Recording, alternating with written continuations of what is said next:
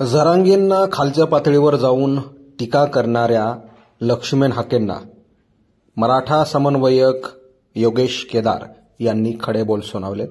Video तेजीत viral होतोय, पाहूयात। लक्ष्मण हाके यांनी मनोज जरांगेंना आव्हान केले की आपण आता कोर्टात भेटू। अहो लक्ष्मण हाके, तुमची पातळी काय, तुमचं ज्ञान काय, आणि तुम्ही बोलताय अहंकारानं। अहो ते एक नुसतं 22वा पॅराग्राफ तुम्ही एसीबीसी ऍक्टच्या संदर्भात वाचला आहे आणि तुम्हाला असं ज्ञान झाल्यासारखं वाटायला लागले त्रिकालाचं। असं अजिबात नाही।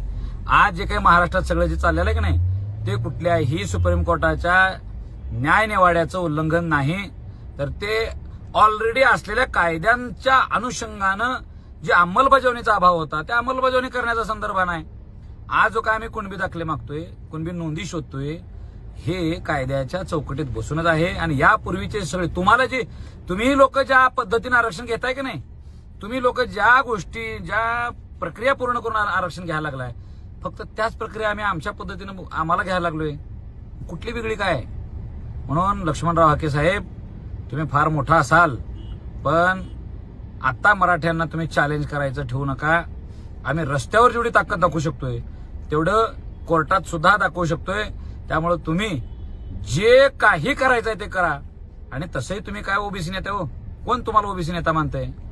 तुमच्या समाज बांधवांना, धनगर समाज बांधवांना आरक्षणाला सपोर्ट करणारा हा मराठा समाज आहे, आणि तेच जरांगे पाटील आहेत। धनगरांना एसटी आरक्षण मिळावं म्हणून सपोर्ट करणारा मराठ्यांमधला हा उघड नेता आहे।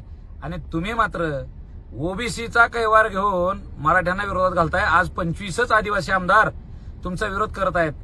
उद्या जर असंच तुम्ही मराठ्यांचा द्वेष बाळगत गेला, हाके साहेब, धनगरांचा तुम्हाला जर खरंच हित असेल तर गावगाड्यातला मराठा विरोधात जाऊ नये याची तुम्ही काळजी वाहिली पाहिजे। तुम्हाला एसटीतलं आरक्षण पाहिजे ना, मराठ्यांचा सपोर्ट आहे, पण तुम्ही ओबीसीच्या आमच्या भूमिकेला विरोध करू नका। आम्ही कायदेशीर आहोत, संविधानिक आहोत, बाबासाहेबांच्या संविधानानं आहोत।